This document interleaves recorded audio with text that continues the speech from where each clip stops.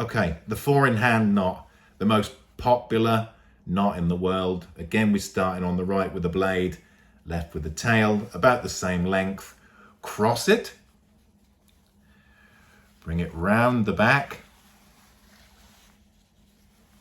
in front,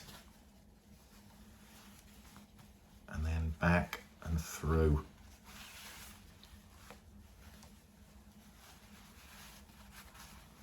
Very quick and easy. This is James Bond's favourite knot. Very popular knot with businessmen. Once you've tied it, you'll never forget it. Stick this tail in the back again. Collar down. And in true James Bond style, have a little bend. Have a little corner it to one side or the other. You don't have it in the middle. That's not James Bond.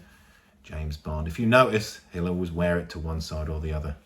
So 4-in-hand, the most popular knot in the world. Easy peasy.